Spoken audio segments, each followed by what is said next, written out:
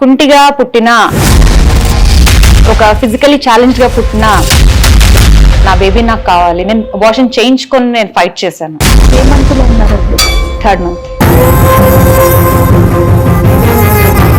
Basic expenditure pay చేస్తాను, మీరు help చేయగలరా అంటే అట్లా 1, 2, 3 సర్జరీస్ అలా అలా వరకు ఎన్ని చేయించారు? 200 సర్జరీస్ అయినాయి. 201 సర్జరీస్ ఎగ్జాక్ట్లీ. మాటలో చెప్పంటే అతను ఉమెనైజర్ బేసికల్. నేను ఒక్కడనే ఉన్నాను, నువ్వు వెళ్ళి మీ ఇంట్లో ఉన్నా, నాకు అమ్మాయిని తీసుకురా. వాటర్ బాటిల్స్ లో టాయిలెట్ పట్టి మంచం కింద పెట్టటాలు ఉండేది కాదు. ఏంటి నిహారి? యా, మీరు విన్నది నిజమే. అది ఎవరికి తెలీదు. ఎర్లీ మార్నింగ్ అందరూ లేచే టైంకి అన్న ముందే లేచి అదంతా క్లీన్ చేసేదాన్ని. రిలేషన్స్ కి మనం వాల్యూ ఇవ్వాలి, మనుషులకి వాల్యూ ఇవ్వాలి. అక్కడ చాలా బాధ అనిపించింది నాకు తను మాట్లాడే మాటలకి. తర్వాత ఇంకా కిరోసిన్ పోసేసుకున్నా నేను. లాస్ట్ మ్యాచ్ స్టిక్ ట్రై చేశాను.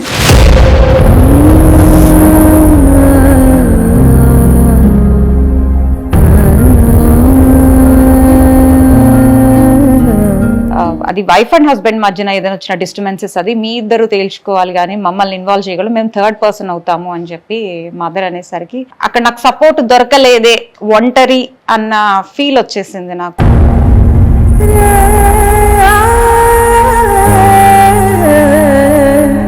ఈ ఇన్సిడెంట్ జరిగి 15 సంవత్సరాలు అవుతుంది. మీరు ఈ రోజుకి నమ్మరు, మా నాన్న నా I2I కాంటాక్ట్ చేసి నన్ను ఇంతవరకు చూడలేదు.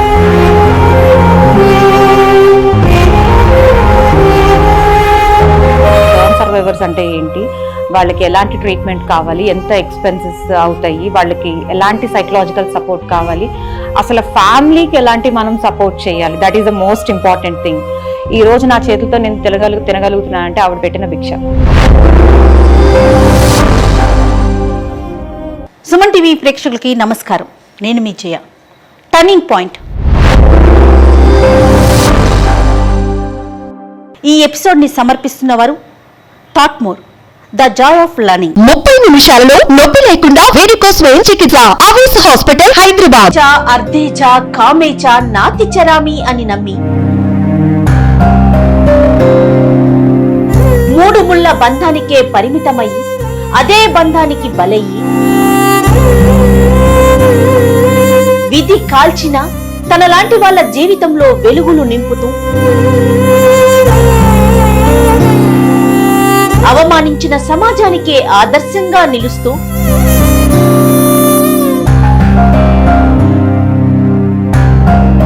గతాన్ని తలచి కుంగిపోకుండా గుండెల్లో ఆత్మస్థైర్యాన్ని నింపుకొని మనో నిబ్బరముతో ముందుకు సాగుతున్న ఓ మహిళ జీవితాన్ని మీ ముందుకు తీసుకొస్తోంది సుమన్ టీవీ.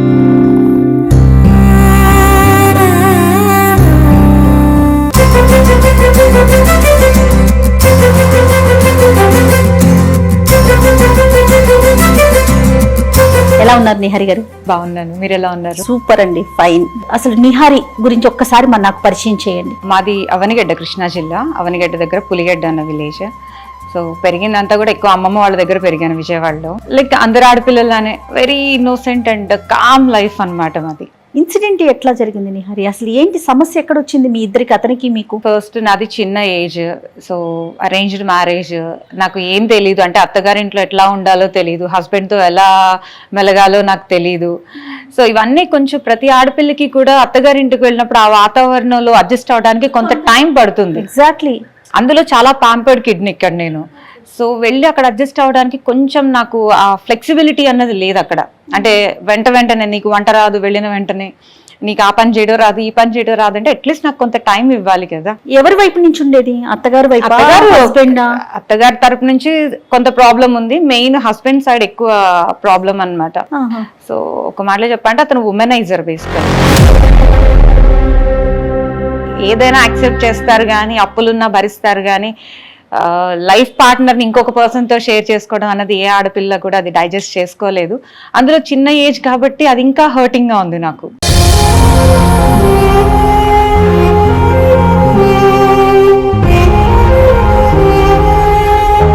ఇప్పుడు అత్తయ్య ఇప్పుడు ఏదైనా గొడవలు అవుతూ ఉన్నా కూడా మీకు ఆవిడికి తన సపోర్ట్ ఎలా ఉండేది? అత్తగారు అనే మాటలు పెద్ద పట్టించుకునేదాన్ని కాదు, బట్ ఇతని దగ్గర వచ్చే దగ్గరకు మాత్రం నేను అది యాక్సెప్ట్ చేయలేకపోయాను. అంటే ఇంకా వేరే రిలేషన్స్ లో ఉన్నాడంటారా? ఎస్, రిలేషన్ లో ఉన్నాడు. సో మ్యారేజ్ కి ముందే జాబ్ మానేశాడు. ఇంట్లో తినటం పడుకోవడం తప్ప ఇంకా వేరే పని ఏం లేదు. సో జాబ్ ట్రై చేయొచ్చు కదా ఎందుకు అన్నప్పుడు ఆ ప్రయత్నం చేస్తున్నాను. ఆ మాటల్లో తనకున్న రిలేషన్స్ గురించి చెప్పటము. నేనేంటంటే నిస్సహాయ స్థితి బేసికల్ గా. ఏంటంటే అది ఎలా ఎక్స్ప్రెస్ చేయాలో తెలీదు, ఎవరితో చెప్పాలో తెలీదు, పేరెంట్స్కి చెప్తే వాళ్ళు ఎలా రియాక్ట్ అవుతారో తెలీదు, కొన్ని అత్తగారికి చెప్తే తను యాక్సెప్ట్ చేస్తుందో అసలు ముందు నమ్ముతుందో నమ్మదో కూడా నాకు తెలియదు.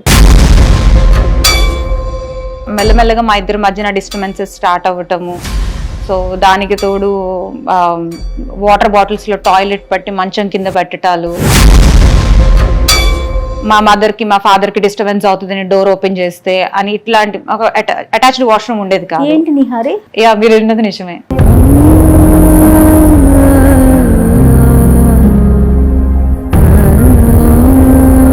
అది ఎవరికి తెలీదు. ఎర్లీ మార్నింగ్ అందరూ లేచే టైంకి అన్న ముందే లేచి అదంతా క్లీన్ చేసేదాన్ని. సో దాని తర్వాత నేను మా పేరెంట్స్ దగ్గరికి వెళ్ళాను, మా ఇద్దరి మధ్యన డిస్టర్బెన్సెస్ మూలన.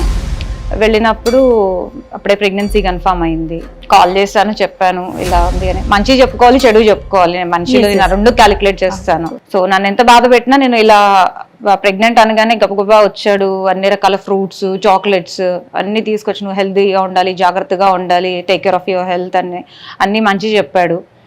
సో మళ్ళీ బ్యాక్ టు వాళ్ళ ఇంటికి వెళ్ళిన తర్వాత మళ్ళీ అగైన్ ఫోన్లో టార్చర్. నేను ఒక్కడనే ఉన్నాను, నువ్వు వెళ్ళి మీ ఇంట్లో ఉన్నా, నాకు అమ్మాయిని తీసుకురా. నేను చాలా వీక్ గా ఉన్నా ఆ టైంలో. ఆడవాళ్ళకి వచ్చిన పీరియడ్స్ గురించి ఇంట్లో పేరెంట్స్ దగ్గర మాట్లాడటానికి ఒక కైండ్ ఆఫ్ మనం సంకోచిస్తూ ఉంటాము చెప్పాలి అంటే. సో అట్లాంటిది ఇలాంటివి నేను షేర్ చేసుకోలేకపోయాను బేసికల్ గా.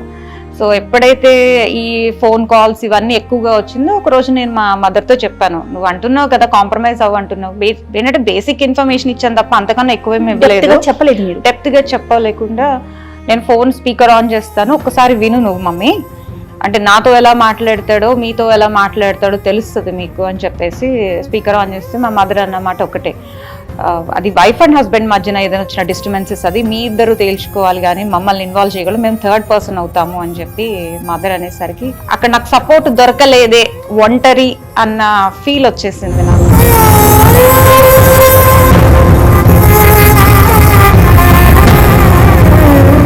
వాళ్ళ రిలేషన్ లోనే ఒక అమ్మాయితో రిలేషన్ పెట్టుకున్నాడు.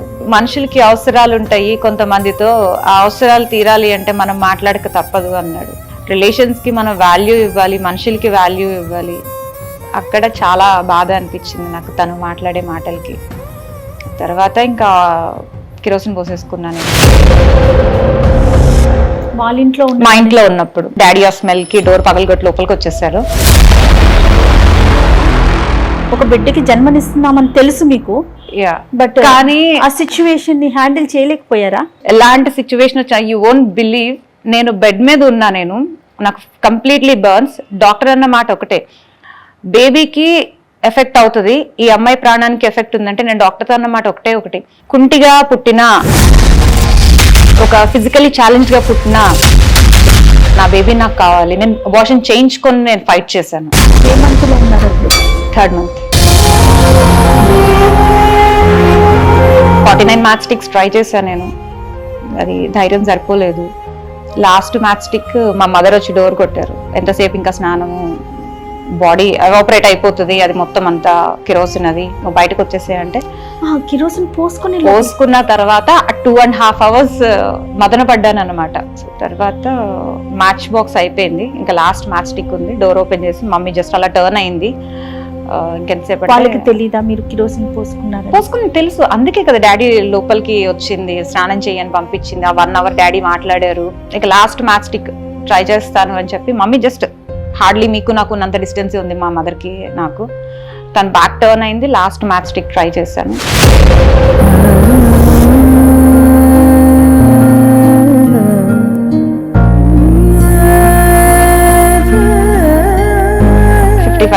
బాడీ బర్న్స్ అయింది.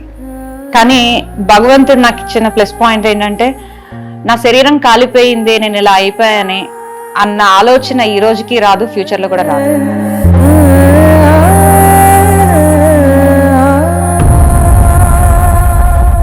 అదే టర్నింగ్ పాయింట్. అదే టర్నింగ్ పాయింట్ నాకు.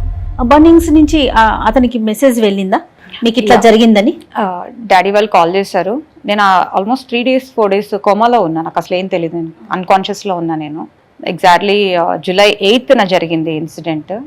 సో July 15th అబ్బాయి నా బర్త్డే రోజు వచ్చాడు. మా మదర్ ఎప్పుడైతే మెడిసిన్స్ కోసం బయటకు వెళ్తుందో, ఫార్మసీకి వెళ్తుందో, లేదా డాక్టర్ వచ్చినప్పుడు ఎప్పుడైనా మాట్లాడటానికి వెళ్తుందో, బెడ్ పక్కన కూర్చుని నెక్స్ట్ ఏంటి మీ పేరెంట్స్ ప్లాన్స్ ఏంటి, కంప్లైంట్ ఇచ్చారు, ఇట్లాంటి మాటలు ఉన్నప్పుడు కూడా మాటలు మాట్లాడేవాడు. So exactly July 21st abortion అయింది నాకు. ఆ రోజు వెళ్ళిపోయాడు. ఈ రోజు వరకు మళ్ళీ కలవలేదు. మధ్యలో 1 year తర్వాత డివోర్స్ పేపర్స్ తో వచ్చాడు అంతే. తన వైపు నుంచే వచ్చింది ప్రపోజల్.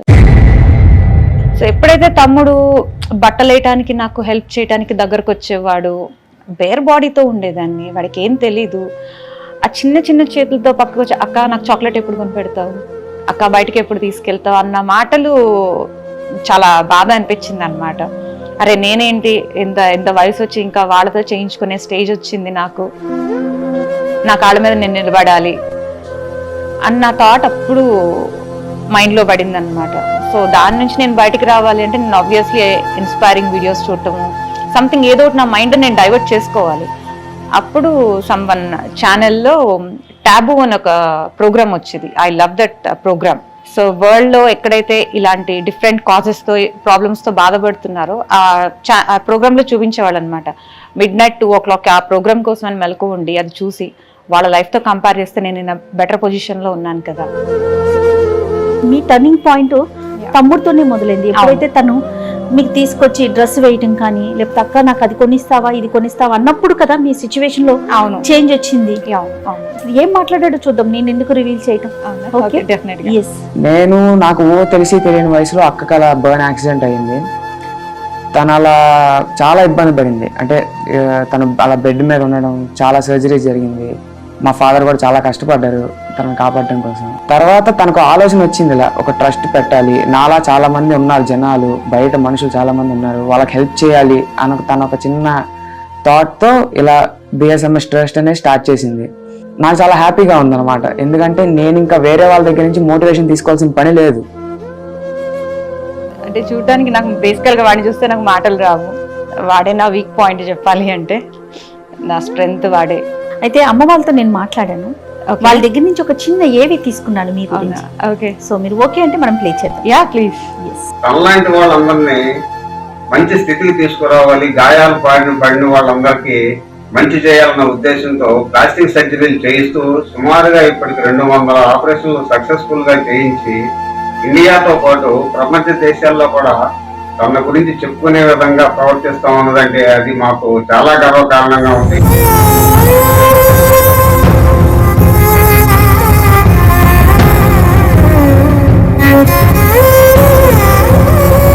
ఈ ఇన్సిడెంట్ జరిగి 15 సంవత్సరాలు అవుతుంది. మీరు ఈ రోజుకి నమ్మరు, మా నాన్న నా I2I కాంటాక్ట్ చేసి నన్ను ఇంతవరకు చూడలేదు.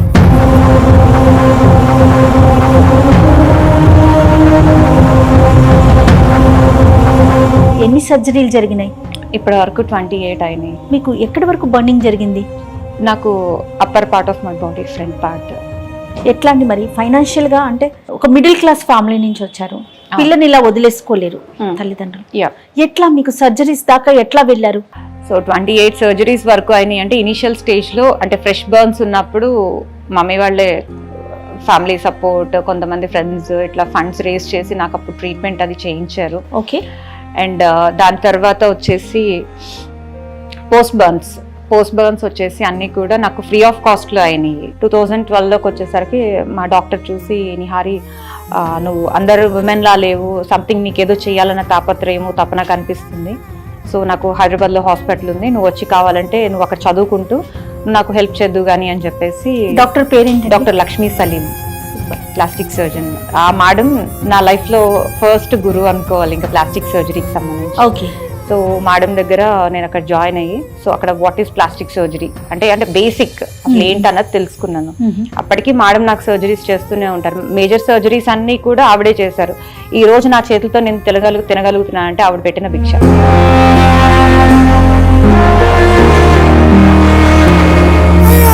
ఆల్మోస్ట్ ఒక 8 months పాటు నేను అపార్ట్మెంట్ లో ఉన్నానని కూడా ఎవరికి తెలియదు. మార్నింగ్ 10 o'clockకి ఓపెన్ చేసేదాన్ని, డోర్ ఓపెన్ చేసేదాన్ని, డాక్టర్ వచ్చేవాళ్ళు, ఆవిడ వర్క్ చూసుకునేవాళ్ళు, ఆవిడ వెళ్ళిన తర్వాత మళ్ళీ లాక్ వేసుకునేదాన్ని. ఇంకంతే. మీరు డాక్టర్ అంతే. పేషెంట్స్ అప్పుడప్పుడు వస్తూ ఉంటారు. పేషెంట్స్ ముందుకు ఎలా వెళ్ళేవారు? క్లినిక్ లో ఉన్నంతసేపు నేను ఎప్పుడు హైడ్ చేసుకోలేదు. ఇంకోటి ఏంటంటే డాక్టర్ నన్ను హైడ్ చేసుకుని ఇచ్చేవాళ్ళు కాదు.